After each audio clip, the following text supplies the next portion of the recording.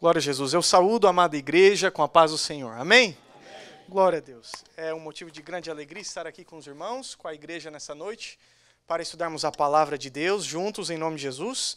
E antes que eu convide os irmãos a tomarem os vossos assentos, eu gostaria de convidá-lo a abrir a sua Bíblia comigo no livro de Apocalipse, Apocalipse capítulo 7 e o versículo 9. Enquanto você encontra, eu quero tomar esses poucos segundos para agradecer ao meu Deus pelo dom da vida e a oportunidade que o Senhor nos dá de estar aqui nessa noite, e agradecer também ao meu pastor, que também nos concede essa oportunidade em nome de Jesus. Amém? Glória ao nome de Jesus. Capítulo 7 de Apocalipse, nós vamos ler o versículo 9 juntos em nome de Jesus.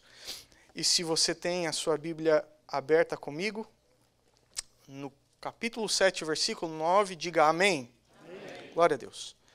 Depois dessas coisas olhei, e eis aqui uma multidão, a qual ninguém podia contar, de todas as nações, e tribos, e povos, e línguas que estavam diante do trono, e perante o Cordeiro, trajando vestes brancas, e com palmas nas suas mãos. Amém? Meus irmãos, o estudo fala para a gente ler só até o versículo 9, mas vamos ler o versículo 10, porque é irresistível parar por aí, né? E clamavam com grande voz, dizendo: salvação ao nosso Deus que está assentado no trono e ao Cordeiro. Glória a Deus. Essa é uma passagem muito linda. Depois os irmãos podem continuar lendo em suas casas. Por enquanto, vamos tomar os nossos assentos juntos, no nome de Jesus. Amém? Eu vou continuar de pé. Apesar de que eu gostaria de estar aí sentado, ouvindo outra pessoa pregar. Amém? Eu glorifico a Deus pela vida do pastor Ronaldo de Melo, instrumento que Deus usou para escrever esse estudo, e nós sabemos que não é nada fácil quando o nosso pastor nos dá essa responsabilidade. Às vezes passamos madrugadas e horas e horas e horas buscando conteúdo para às vezes escrever 8 páginas. Daí chega alguém aqui e fala assim: nossa, 8 páginas, irmão. Se vocês soubessem, a gente escreve 20, deleta 8, escreve mais 2, deleta 4 e fica. É uma responsabilidade muito grande para simplificar, né? Então eu agradeço a Deus pela vida do pastor Ronaldo Melo, que no dia de hoje ou nessa semana está abençoando o ministério do Belém a nível global, todas as igrejas que estão estudando esse assunto. O desafio de evangelização étnica, estrangeiros e nacional. Esse assunto, esse tópico, não é algo que é tão distante para o nosso ministério. Até porque o nosso ministério é um ministério missionário. Diga amém em nome de Jesus. Agora você vai dar um amém ainda mais forte. A nossa igreja é uma igreja missionária. Diga amém em nome de Jesus. Glória a Deus. Então seria impossível chegarmos até aqui se nós já não tivéssemos dentro de nós corações que estivessem voltados para a missão. Amém? Amém. Glória ao nome de Jesus. Etnia, do grego, etnos, significa povo. Amém? Eu quero convidá-lo, se você tem a sua brochura, a acompanhar conosco em nome de Jesus. Nós vamos estar fazendo algumas pausas, refletindo naquilo que o pastor nos traz aqui e nos versículos que ele também cita. Mas se você tiver, por favor, acompanhe conosco. Se você não tiver, faça um sinal e um dos nossos diáconos irá lhe ajudar em nome de Jesus. Amém? Esse termo, irmãos, etnia, se refere a um grupo de pessoas que apresenta vários elementos em comum, tais como cultura, língua, história, valores e até semelhanças físicas, entre outros. Você já deve ter visto talvez alguma foto numa revista de uma mulher com uma mola ao redor do pescoço e um pescoço que é mais comprido do que a minha canela. É um grupo de pessoas e ela deve estar por aqui, com certeza. Aqui, ó, em azul, onde? Ali, ó, a segunda foto, ali à nossa direita, né? É um grupo étnico, né? E você vai ver que essas pessoas desse grupo, elas carregam a mesma semelhança, o mesmo parecer, normalmente, geralmente, a mesma língua ou dialeto. É isso que define uma etnia. No mundo, há uma grande diversidade étnica. sobretudo no continente africano, que abriga mais de 1000 grupos distintos, que possuem manifestações culturais próprias, religiões, línguas e etc. Eu li em algum lugar que dentro desses 1000 grupos, e existem outras informações e fontes que dizem que esse número já passa de 2000 grupos étnicos na África, de povos que falam línguas diferentes com tradições diferentes. Dentro desses povos, dentro desse grupo, são milhares de dialetos diferentes. Dentro de um só, nós estamos falando só do continente africano. Então você imagina o desafio que é só de evangelizar e trabalhar nas missões lá na África, né? O Brasil também apresenta uma população bem diversificada. Essa característica é consequência do processo de ocupação territorial nacional que, antes da chegada dos colonizadores europeus, já era habitado pelas tribos indígenas. Outra contribuição importante foi o negro africano que chegou ao país para a realização de trabalhos escravos. E aí nós começamos a ver a mistura das culturas, né? Com o passar do tempo ocorreu a miscigenação, que é a mistura de etnias, né? Resultando no caboclo, que é o filho de índios com europeus, no mulato, que é os filhos de negros com europeus, o cafuso, que é a mistura entre índios e negros, e o confuso, que é a mistura de brasileiros com portugueses. Amém? E os catarinas estão mais lá para o sul, né? É importante, irmãos, ressaltar essa diversidade étnica, que pode destacar conflitos, né? Visto que uma cultura pode se julgar ser superior à outra, né? Eu não sei se você lembra na Bíblia, quando Natanael, ouvindo falar de Jesus, ele disse assim: pode vir alguma coisa boa de Nazaré. Nós sabemos a intriga que existia entre os judeus e os samaritanos. Então, isso é o quê? É um tentando impor a sua supremacia. Segundo o mandamento descrito por Jesus em Marcos, no capítulo 12, e o versículo 31, Jesus disse que amarás ao Senhor, o teu Deus, acima de todas as coisas, não é? E depois ele continua dando o segundo maior mandamento, e ele fala, e amarás ao teu próximo como a ti mesmo. Logo, irmãos, entendemos que no meio cristão e dentro da igreja, não existe espaço para uma pessoa se julgar ser superior à outra, já que o mandamento de Jesus é que nós devemos amar ao próximo como a nós mesmos. Isso é um trabalho e é um desafio para nós crentes, mas que com a ajuda do Espírito Santo é muito possível. Esse fenômeno, irmãos, de querer ser superior ao próximo é muito comum na África, onde ocorrem vários conflitos étnicos separatistas. A Europa também é palco desses conflitos, em especial na Rússia, Espanha e na região da antiga Iugoslávia. Com tudo isso, entramos em um desafio muito grande de como alcançar a todos com a pregação do Evangelho, de como nos comunicar de uma forma que nos entendam e compreendam a mensagem que estamos transmitindo, de uma forma que possamos nos relacionar, fazendo com que a nossa vida os inspire a conhecer a Cristo. Nós que somos agentes dessa tão preciosa mensagem do Evangelho, dessa tão preciosa semente, somos responsáveis em olhar, analisar e propositalmente envolver todos esses grupos, e não permitir que nenhum sequer fique de fora ou para trás. Diga amém em nome de Jesus. Isso é uma tarefa desafiadora. Nós somos acostumados, irmãos, igreja, a ser atraídos aos que são mais parecidos conosco. Aqueles que falam a mesma língua, que estão talvez no mesmo meio ou fazendo os mesmos trabalhos, Então é muito desafiador quando chega, por exemplo, uma festa da nossa igreja, e nós olhamos e vemos uma diversidade de pessoas de tantos países diferentes. Eu acho que isso ainda é mais comum no meio da nossa igreja hispana, por causa da língua espanhol que abrange tantos países diferentes da América Latina. Isso é bonito, mas como pôr isso em prática no fim da festa quando temos que escolher a mesa que vamos nos sentar? Como colocar isso em prática quando acaba o culto e vamos cumprimentar as pessoas e falar com elas? Irmãos, a palavra de Deus diz assim em João 15, versículo 5, Jesus disse, eu sou a videira, vós as varas, e quem está em mim e eu nele dá muito fruto. E ele diz assim, porque sem mim nada podereis fazer.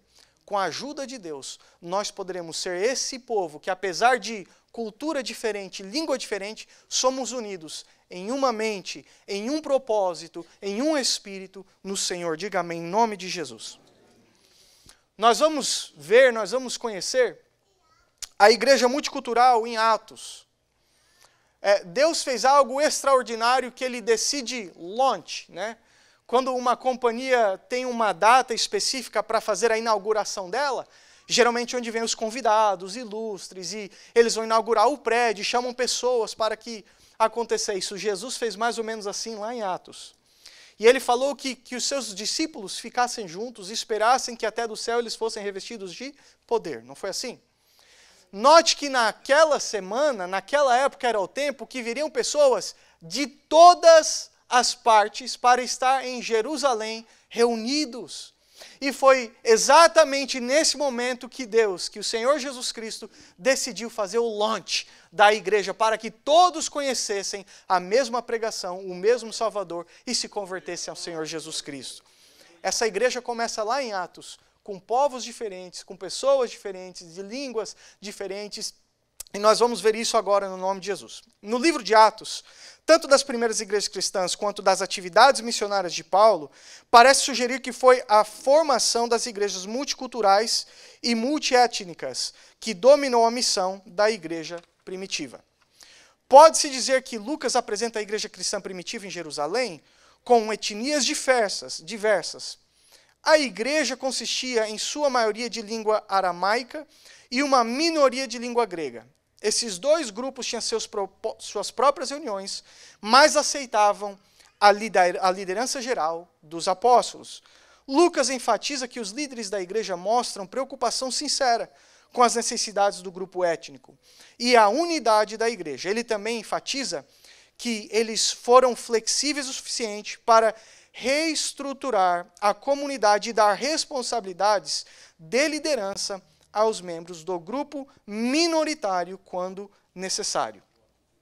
O quadro geral da igreja primitiva de Jerusalém, apresentado pelo autor de Atos, é o de uma comunidade solidária, unida pela fé. A diversidade de etnias da igreja proporciona, irmãos, oportunidades para crescimento, tanto pessoal, quanto crescimento coletivo de todos os crentes. Veja só em Atos no capítulo 6, nós vemos uma disputa entre as viúvas, né, que eram as do secto ou da etnia grega e as helenistas, gregos, helenistas e hebreus.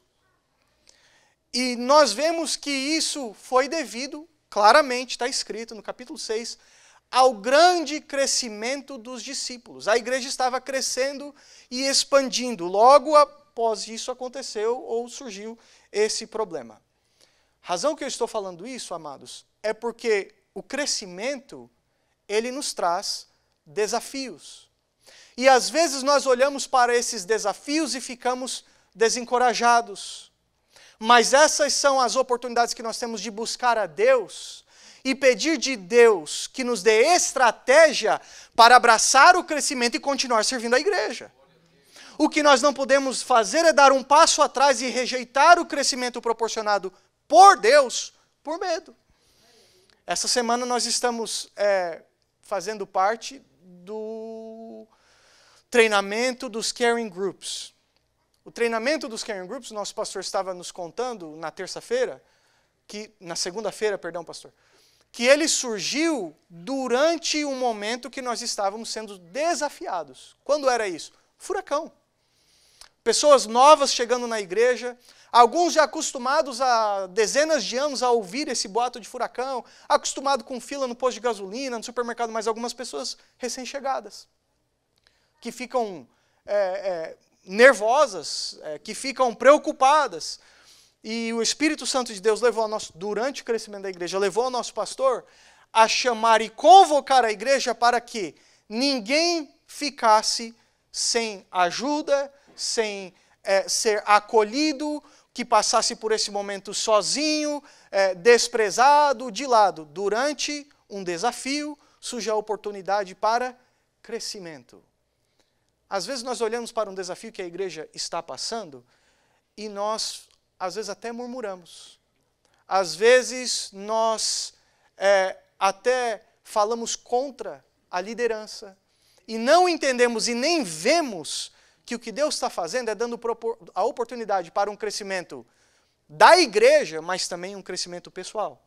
Você sabe quantos novos líderes de caring groups nós temos hoje na nossa igreja?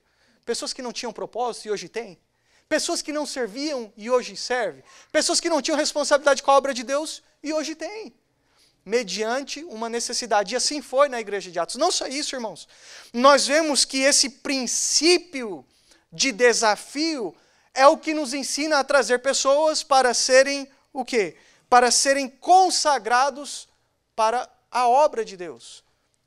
Nós não consagramos diáconos, presbíteros, evangelistas ou pastores para que eles possam ter uma carteirinha de membresia diferente. Nós os consagramos, e eu falo nós com muito respeito, quem consagra é o ministério, através da pessoa do nosso pastor. E eu digo isso por quê? Porque nós não consagramos para dar carteirinha de obreiro, para encher o banco. Não, surge uma necessidade, nós oramos, Deus mostra, o pastor apresenta e o ministério, através do ministério, essas pessoas são consagradas. Esses desafios geram oportunidades, diga amém em nome de Jesus. Amanhã, quando você for desafiado, no seu grupo da família cristã, na sua casa, na sua família, na sua igreja, entenda que Deus está lhe proporcionando uma grande oportunidade. Amém, irmãos? Atos capítulo 2, versículo 42 e 44 diz assim: E perseveravam na doutrina dos apóstolos, na comunhão e no partir do pão, e nas orações, e em toda a alma havia temor. E muitas maravilhas e sinais se faziam pelos apóstolos. E todos os que criam estavam juntos e tinham tudo em comum. Diga comigo, e tinham tudo em comum. Irmãos, como que eu posso ter algo em comum com alguém que eu nada tenho em comum? Como que eu posso me relacionar com pessoas cujo o dia a dia deles é completamente diferente do meu dia a dia? Eu nunca vou esquecer, teve uma época, um curto tempo, que nós estávamos tomando conta dos adolescentes e dos jovens. Isso foi durante a ausência de um dos nossos líderes, foi um tempo curto de 6 meses. E eu lembro que às vezes, chegava o fim de semana, nós queríamos fazer alguma coisa, e eu não poderia ir para lá ou para cá, eu tinha que juntar todo mundo. E o pessoal não gostava disso de jeito nenhum. Porque os jovens, as conversas eram diferentes, e os adolescentes estavam falando de videogame, futebol e tal, não sei o quê, né? O pessoal ficava muito chateado comigo quando tinha que fazer isso. E uma vez uma moça veio conversar comigo e ela fez uma reclamação muito séria. Falou, olha, não tem como, mano. A gente chega lá nas reuniões, um churrasco e tal, não sei o quê. Eu estou num patamar diferente, eu estou fazendo faculdade. Esse pessoal aqui está no primeiro ano da high school, 9ª série e tal. A gente não tem nada em comum, não sei o quê. Então, fez a reclamação, eu deixei falar bastante, né? Então, eu falei, é mesmo? Eu falei, deixa eu fazer uma pergunta. Vocês não têm nada em comum? Nada em comum. Eu falei, deixa eu falar. Qual é a base da tua fé? Ah, Jesus Cristo. Eu falo assim, vocês são batizados no Espírito Santo? Somos. O mesmo Espírito Santo? Sim. Vocês vão para o mesmo céu? Sim. Fazem parte da mesma igreja? Sim. Cantam os mesmos hinos? Sim. Eu falei, você tem uma irmã mais nova? Eu falei, tem.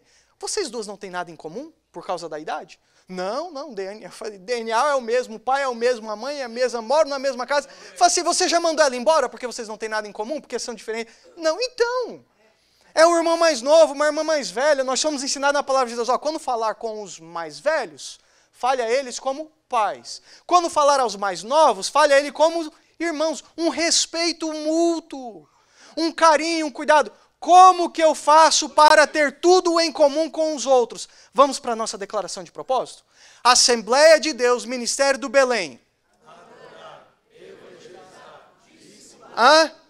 Para aí.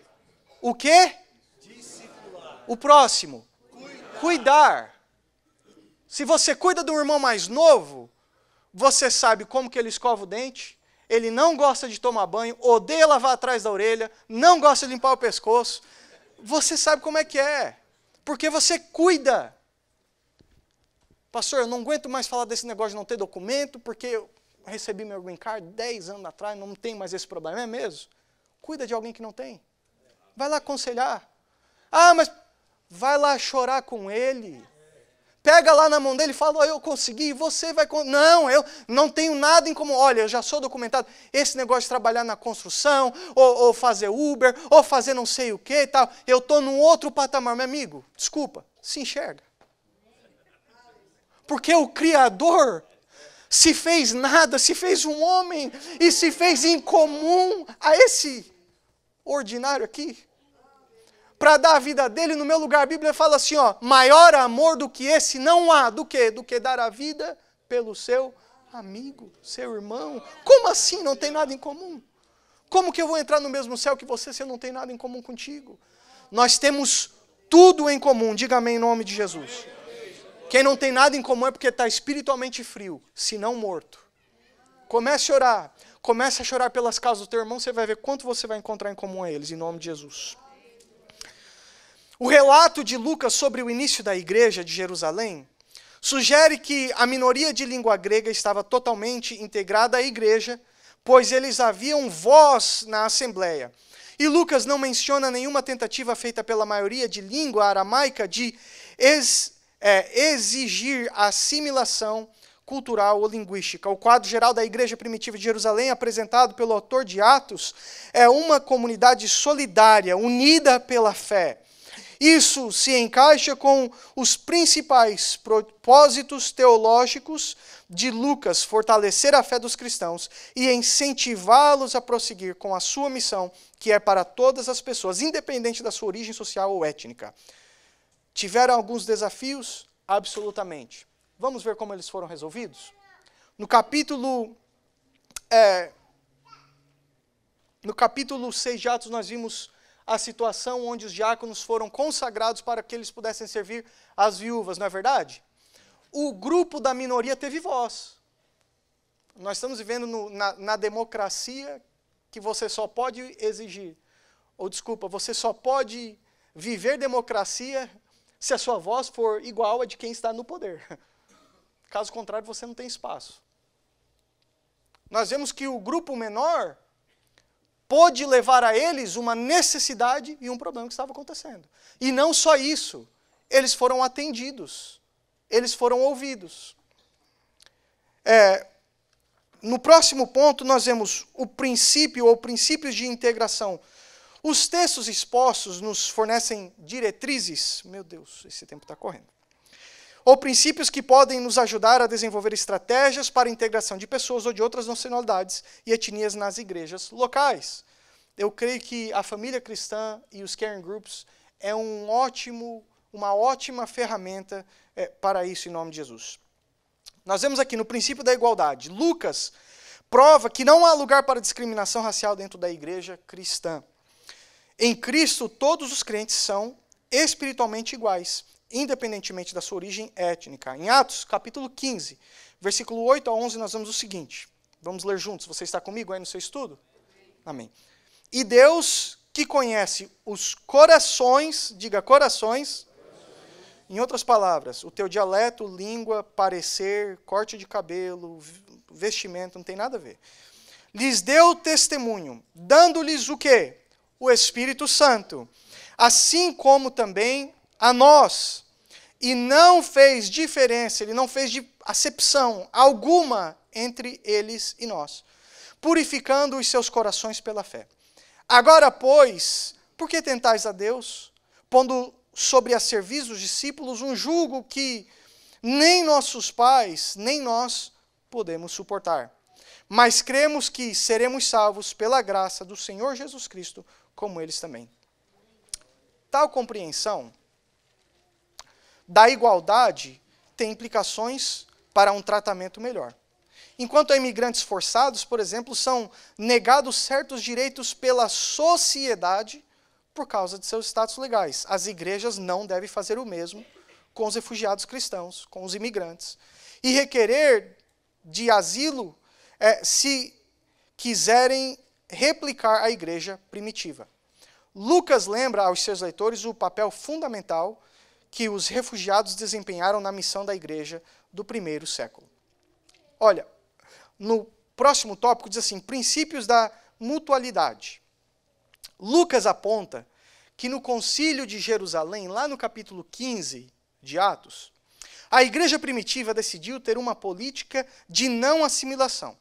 Foi decidido que, para se tornarem cristãos, os não-judeus não precisavam se tornar judeus primeiros.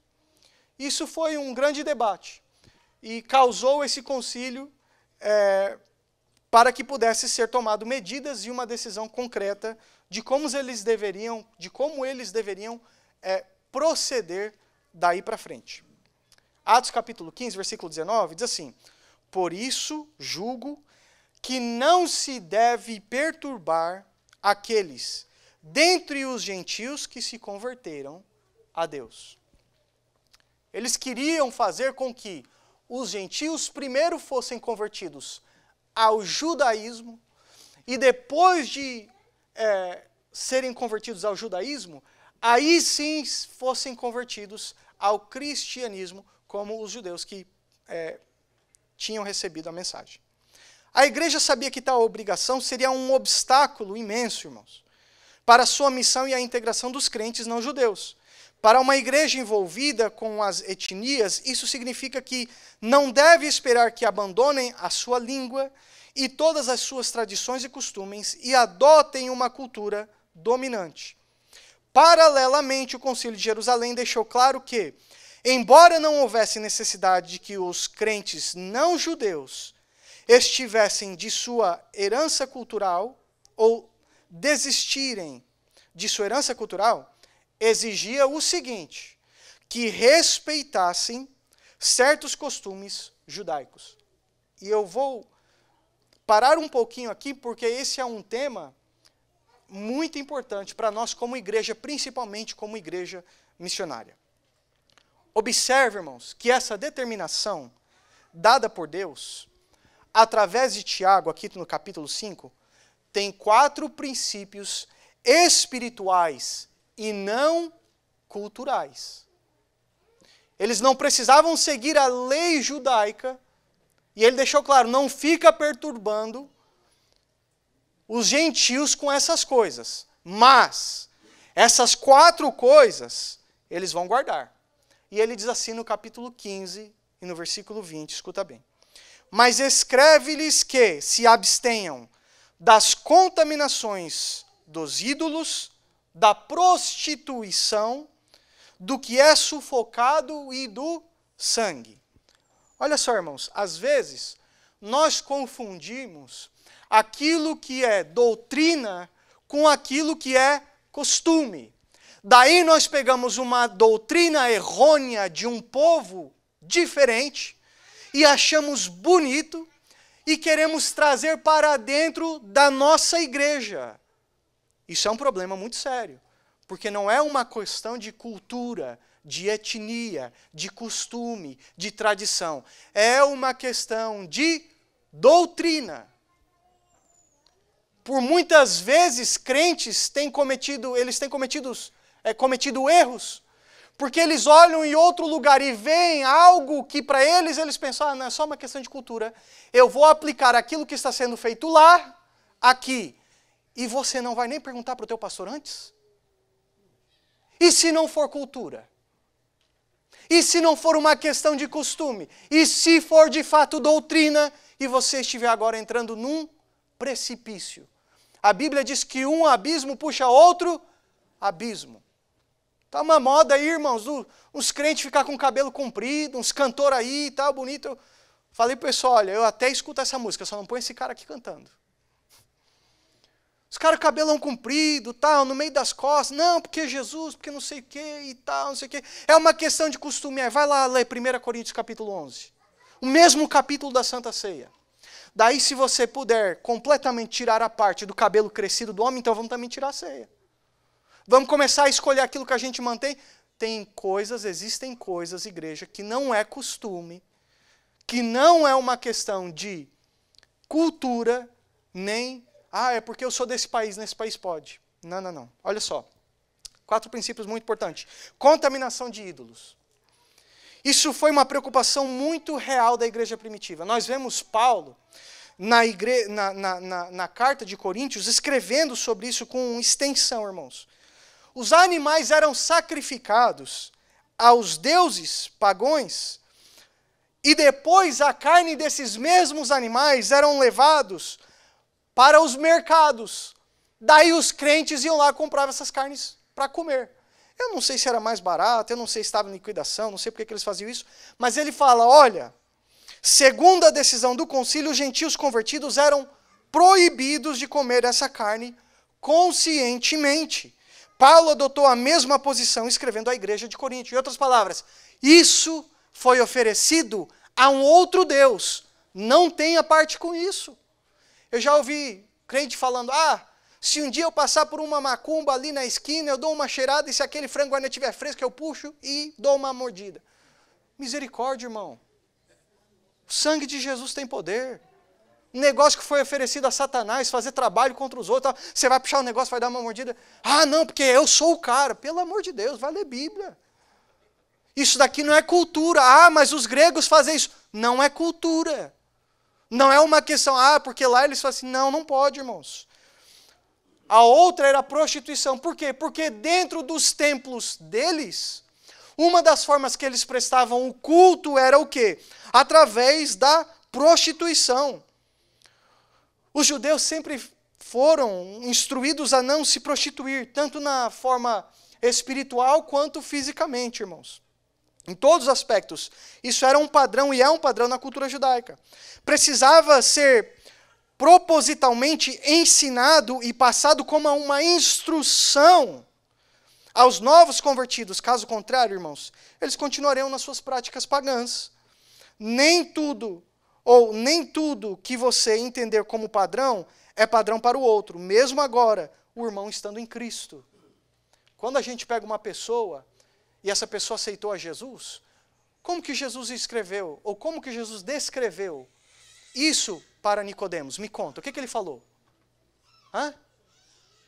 Como? Necessário o quê? Nascer de novo. Agora você vai lá em casa e pega o Joãozinho, coloca ele atrás do volante do meu carro e fala, dirige, meu filho. Quê? Dirige, meu filho. Ele é uma criança.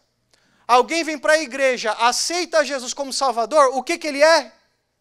Ele é uma criança.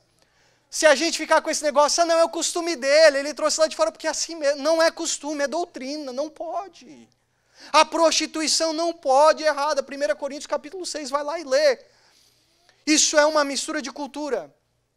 Eu vou falar algo que muitas pessoas são enganadas por isso. As pessoas, não temos crianças aqui no nosso meio, muitas pessoas são levadas a pensar que a pureza é uma questão de virgindade. A pureza não é uma questão de virgindade. A pureza existe em muitos outros aspectos, inclusive isso aqui.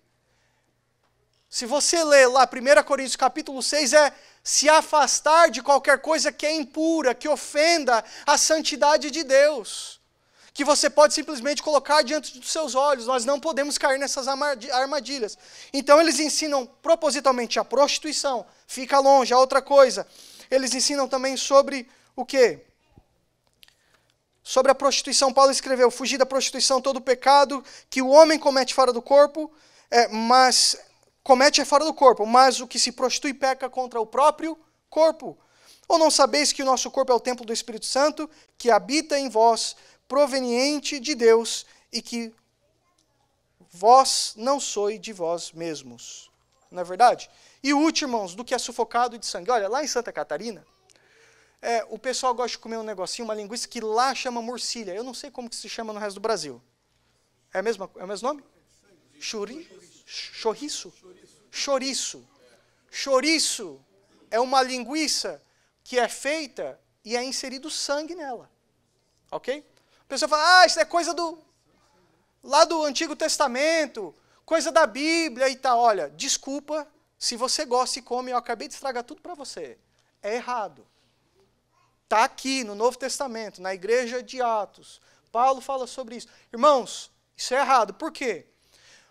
Primeiro lugar, carne sufocada. Quando a carne, em vez de... vai matar a galinha, né? Em vez de cortar o pescoço, né? E o sangue sai, todo assim, um exemplo, né? Pega e só destronca o pescoço e daí a carne vai absorver aquele sangue, depois vai e come a carne ainda com sangue. A carne na Bíblia significa o quê? Significa o quê? Vida. O sangue, perdão. O sangue significa vida. O sangue também traz em lembrança o quê? O homicídio. Então, nós somos ensinados a não tomar parte dessas coisas, não comer nada com sangue. Não é verdade? Isso não é de hoje, isso não é da igreja de Atos. Isso vem lá de Gênesis, quando Noé sai da arca, e Deus fala, olha, eu estou te dando permissão, daqui para frente você pode comer carne. Daí a mulher de Noé sai correndo atrás dele e fala, não, esse aí ainda não procriou, se você comer esse vai ficar extinto, né? Então assim, ele teve a permissão de comer, mas Deus dá a instrução, mas não com sangue.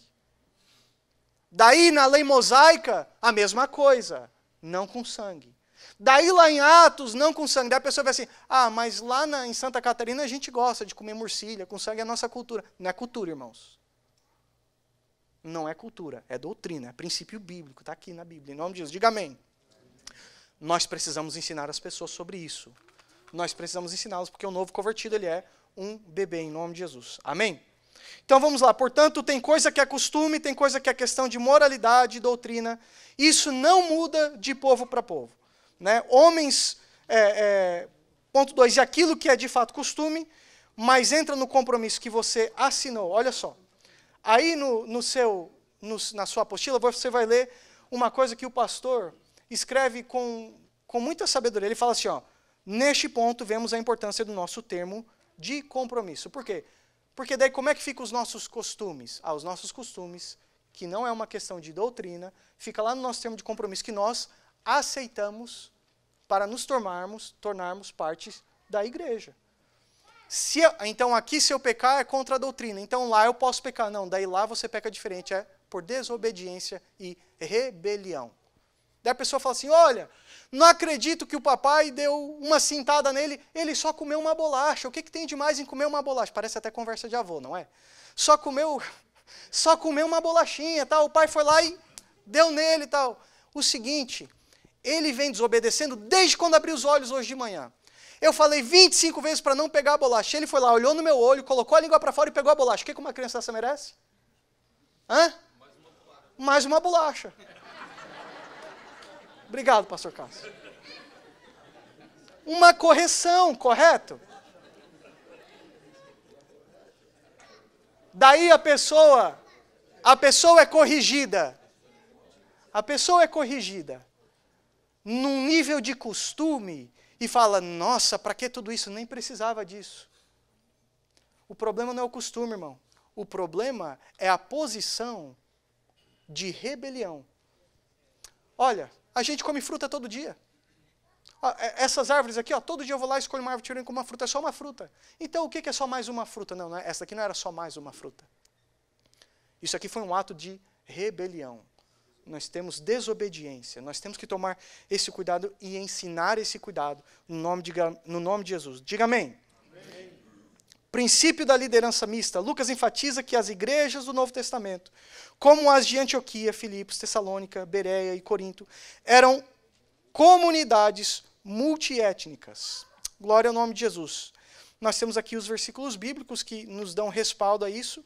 E é significativo que a liderança dessas igrejas refletem não apenas a diversidade dos membros da igreja local, mas também a diversidade do corpo de Cristo em nome de Jesus. Você vai ver aqui depois na sua casa, o princípio das equipes mistas ministeriais e também mundo globalizado. Mas, eu quero passar para frente porque eu preciso terminar. Nós vamos ver aqui os desafios a serem vencidos na evangelização étnicas. Você está lá comigo? Comunicação com clareza. Nós precisamos aprender a falar a mesma língua das pessoas. Eu vou dar um exemplo muito rápido disso, e isso nem se trata nem de uma cultura ou um país diferente. Mas uma vez eu estava num restaurante e as mesas eram todas muito perto. E sentou do meu lado uma moça que trabalhava para o restaurante, com a camiseta do restaurante, e o Espírito Santo de Deus colocou no meu coração: fala de mim, fala de Jesus para ela. Eu falei, poxa, eu estou aqui sentado sozinho, no horário de almoço, vou virar aqui para uma mesa do meu lado, uma moça sozinha. Eu falei, Jesus, como que eu vou fazer isso? Daí Jesus enviou um anjo, veio Gesiel e sentou na minha frente. Eu falei, bom, já não estou mais sozinho. Eu falei, Jesus, como é que eu vou falar? Como é que eu vou falar do Senhor para ela? Porque ela vai olhar assim, vai olhar um rapaz aqui velho já, ela uma moça nova, qual é a primeira coisa que talvez vai vir na mente? He's flirting. Por que está puxando conversa comigo? Eu estou aqui sentada quieta na minha. O Espírito Santo me ajuda. Eu virei para ela assim, com um sorriso, e falei assim, olha, você sabe o que aconteceu comigo um tempo atrás? Ela ficou olhando, eu falei assim, uma pessoa pagou todas as minhas dívidas. Eu queria te apresentar a mesma pessoa. Eu falei assim, você tem alguma dívida de cartão de crédito, carro? Você está na faculdade? Sim, eu estou na faculdade. Ela foi na conversa, ela foi rapidinho, irmãos, quando eu comecei a falar de pagar dívida. Você tem alguma dívida de escola? Eu tenho student loans e tal. Você já tem um carro? Não, carro eu não tenho. E cartão de crédito? Tenho cartão. É por isso que você está aqui trabalhando, não é verdade? É por isso que eu estou aqui. Então, essa pessoa veio na minha vida, pagou tudo o que eu devia. Eu falei assim, olha, eu tinha uma dívida infinita que eu nunca ia conseguir pagar. Nem que eu declarasse bancarrota, eu acho que eu ia conseguir me consertar algum dia. Eu falei assim, mas ele entrou na minha vida e pagou tudo. E hoje, aquilo que me fazia um peso, não é ruim levantar, sabendo que você só está pagando dívida e tal, aquela mesmice, né, a roda do rato, tal. Não, é ruim e tal. Então, hoje eu não tenho mais nada disso. Today I'm debt free. Would you like to be debt free? Oh, meu Deus, ela respondeu com um sorriso tão grande no rosto, of course, I'd love to be debt free. Eu só estava torcendo, Jesus, que ela não pense que eu sou esse cara que vai pagar as contas dela, né? Falei, olha, a minha maior dívida que eu jamais conseguiria pagar eram os meus pecados. As minhas falhas, as minhas culpas. Até quando eu quero ser uma pessoa boa, eu sou uma pessoa má. Quando eu quero fazer o bem, às vezes eu não consigo. Às vezes eu tenho que ficar lutando comigo mesmo para conseguir fazer as coisas direito e andar direito e tal. E às vezes isso tudo pesa na minha consciência. Eu vou dormir à noite, ou encontro com um amigo que talvez eu abandonei, eu fiquei sem ligar por muito tempo, e talvez eu falei mal de alguém, depois por que eu fui falar aquilo e tal, e aquilo fazia peso nas minhas costas. Eu falo assim, mas eu encontrei alguém que me perdoou de todos esses pecados e hoje eu estou absolvido, eu estou livre, o nome dele é Jesus Cristo. Você gostaria de receber perdão pelos teus pecados? E ela fala assim, eu gostaria. Você aceitaria Jesus como teu único e suficiente Salvador para receber perdão? Eu aceito. Do meu lado ali, ela baixou a cabeça, chorando, orei por ela e ela aceitou a Jesus como Salvador. Eu falei a língua dela. Eu não poderia chegar e falar, olha, nós vemos que na Bíblia, segundo os teólogos, não é a língua dela, irmãos. Não adianta. Não é verdade? E eu quero terminar com um exemplo sobre isso de falar a língua, de uma irmã. Nós temos uma irmã no nosso meio, ela se chama Rosaline. Ela é haitiana. E algumas semanas atrás ela me contou um testemunho de um missionário que foi fazer missão numa terra, num lugar, na qual ele nem sequer falava a língua do lugar. Alguns dos seus amigos riram quando ele estava partindo para a missão e falaram, como que você vai ganhar esse povo para Jesus? Você nem fala a língua deles, não existe Bíblia traduzida para o dialeto deles, o que você vai fazer lá? E ele falou, eu vou lá, Deus mandou ir, eu vou ir, ponto final. Ele chegou lá, irmãos, as pessoas até que aceitaram ele. E ele começou a se tornar parte da comunidade. Ele começou a ir nas festas, tinha o aniversário de um, ele ia lá e tal, não falava com ninguém e tal, batia palma, ria e tal, comia com eles, voltava e ia embora. Daqui a pouco tinha uma outra ocasião lá no vilarejo, que todo mundo estava celebrando, ele era com todo mundo e tal, não sei o quê, e voltava para sua casa. Daqui a pouco alguém passava necessidade, ele tinha alguma coisa para compartilhar, ele ia lá e compartilhava. Alguém estava fazendo uma construção, ele ia lá e ajudava a construir. Daí alguém perdia um ente querido e ele ia lá no velório, sentava do lado deles e chorava com eles. Alguém tinha algum problema na família, ele ia lá na casa deles, dava um abraço neles. E ele foi passando todo esse tempo sem falar uma palavra, mas vivendo com eles. Findando-se o tempo dele lá no campo missionário, voltou para casa e ele falou, quantas almas você ganhou para Jesus? Ele falou, nenhuma. Eu não falava a língua deles, mas tudo que eu pude fazer, eu fiz. Passando-se pouco tempo, Deus enviou um novo missionário para aquele lugar. Aquele novo missionário falava aquele dialeto e começou a pregar para eles. Ele disse, olha, Jesus é o nosso melhor amigo. Jesus é a melhor pessoa do universo de Deus. Aonde você for, Jesus vai contigo. Aonde você comer, Jesus come contigo. Quando você chorar, Jesus chora contigo. Quando você estiver enfermo, Jesus está lá do seu lado. Eles começaram a falar, nós conhecemos a Jesus. Ele estava aqui alguns meses atrás. Ele ficou espantado, como assim? Como que Jesus estava aqui alguns meses atrás? Que loucura é essa? Ele falou, não, é verdade. Ele se lembrou, um missionário, ele foi lá, refletiu a glória de Jesus Cristo para um povo que não conhecia Deus, e a mensagem fez o download, falou a língua deles sem falar a língua deles, e aquele povoado todo aceitou a Jesus. Sem mim nada podereis fazer.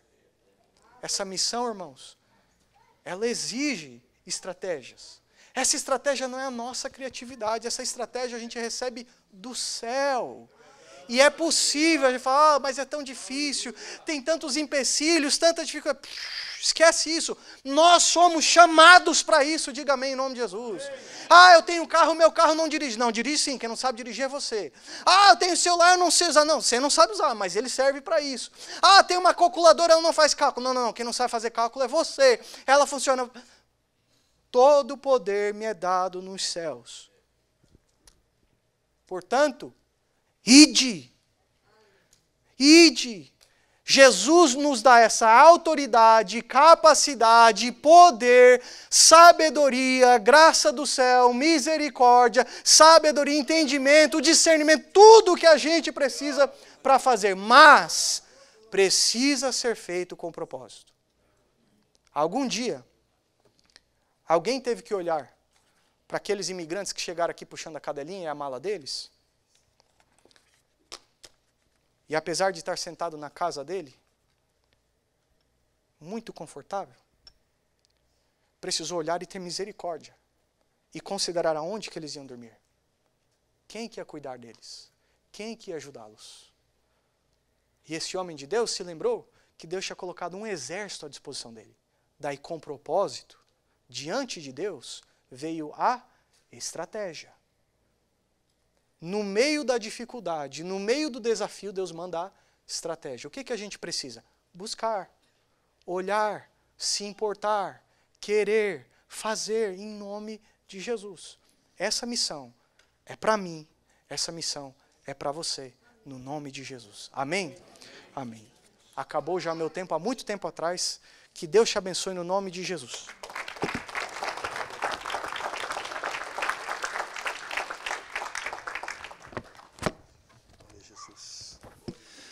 Vai buscar as almas que com sangue eu comprei. Vai, te provarei que sou contigo ali também. Vai levar o pão àqueles que famintos estão. Leva a semente e traz cheia a mão. Leva a semente e traz cheia a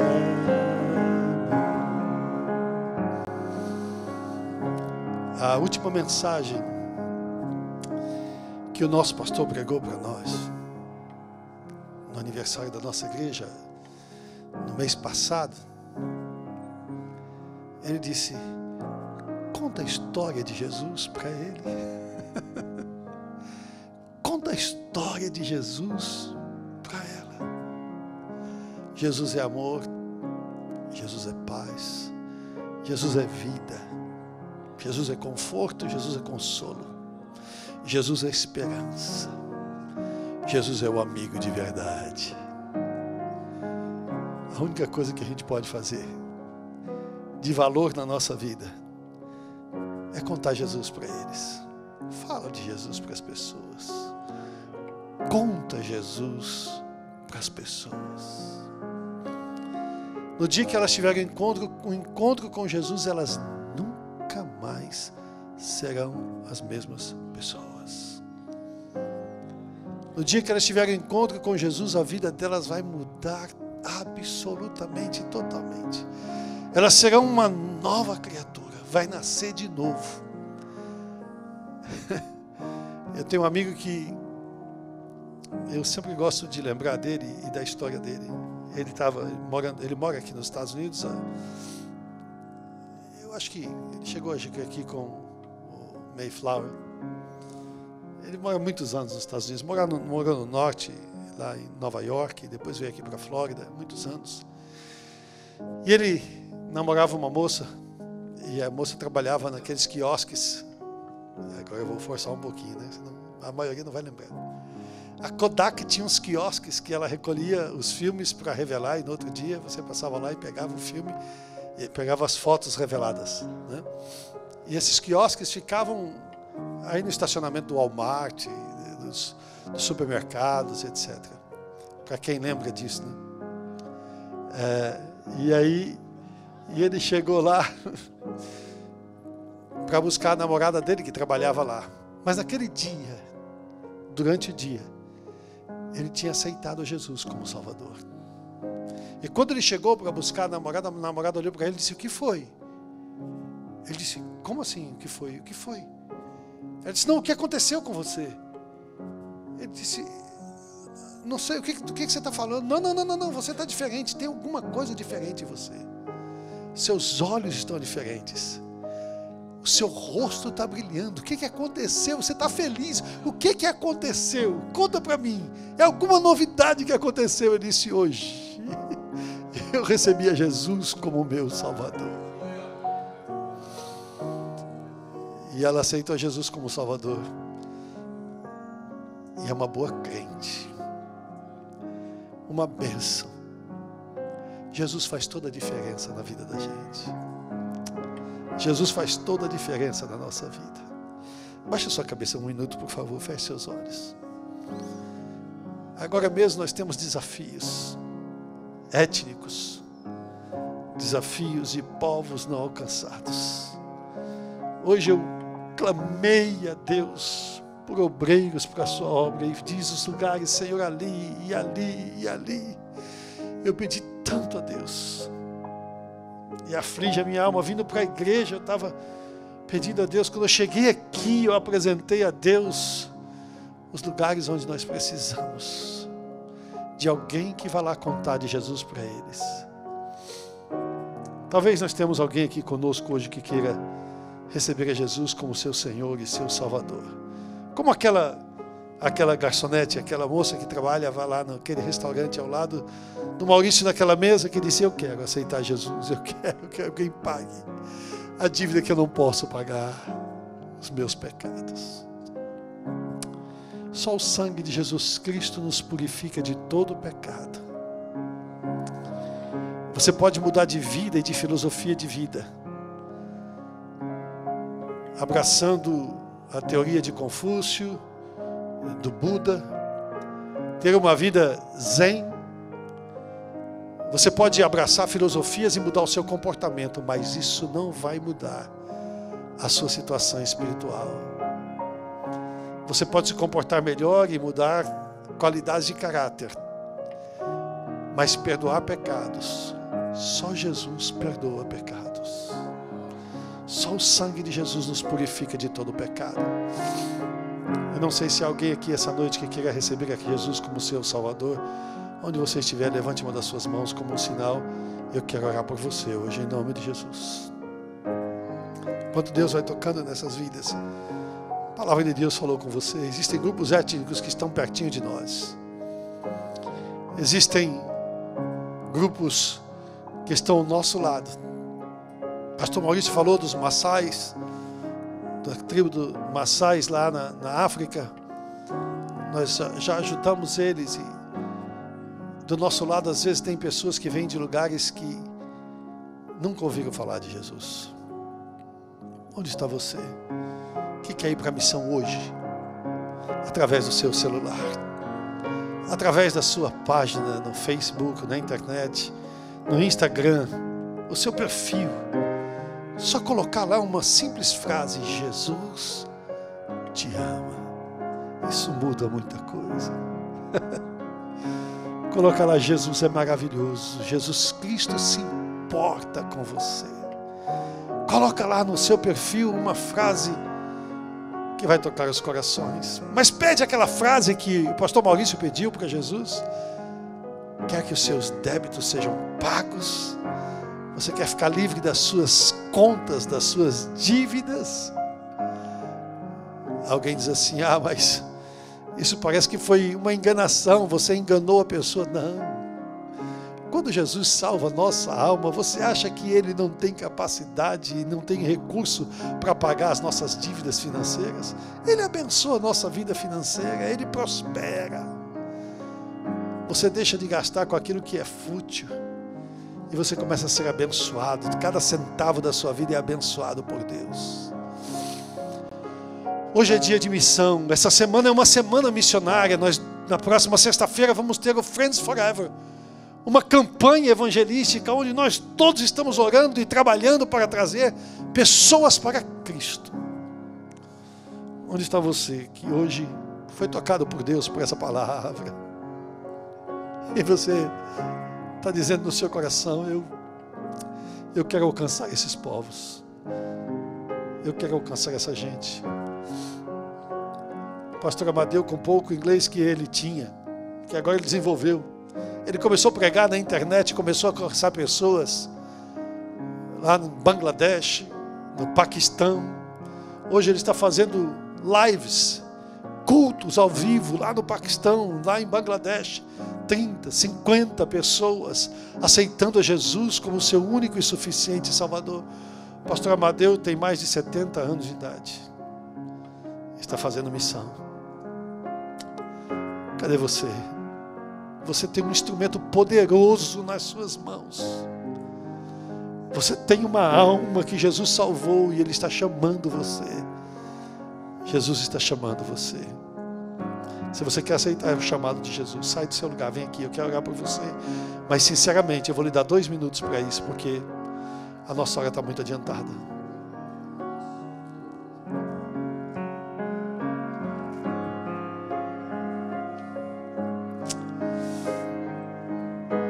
Vem fazer uma oração. Sabe o que é oração? É orar com ação. É colocar ação em orar. É orar e fazer. É aceitar e realizar.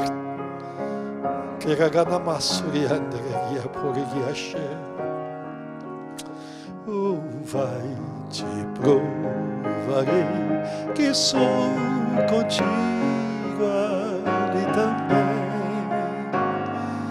Vai levar o pão àqueles que famintos estão. Leva a semente e traz cheia a mão. Leva a semente e traz cheia a mão. A maior alegria do nosso coração, Pai querido, é porque um dia nós conhecemos a Jesus, recebemos o perdão de Jesus. Ele nos perdoou e nos purificou de todos os nossos pecados, lavou os nossos pecados e a nossa alma, Ele lavou no seu sangue. mas Ele nos ensinou a amar ao Senhor. E amar ao Senhor acima de todas as coisas. E é por causa do Teu amor. O apóstolo Paulo disse que o Teu amor nos constrange, Senhor. É por causa do Teu amor que nós estamos aqui. É por causa do Teu amor que os Teus filhos estão com os joelhos dobrados, dizendo: envia-me a mim. Envia-me a mim. É por causa do Teu amor. Pai, no nome de Jesus Cristo, Teu Filho, eu oro pelos Teus filhos que estão com os seus joelhos dobrados. Usa-os com graça, com unção, com autoridade, com poder, para alcançar os perdidos até os confins da terra. No nome de Jesus. No nome de Jesus. Usa-nos para alcançar os povos não alcançados. Deus, em nome de Jesus, nós Te imploramos. Em nome de Jesus, nós rogamos ao Senhor agradecidos. Em nome de Jesus. Semente e tracheia, leva semente e tracheia,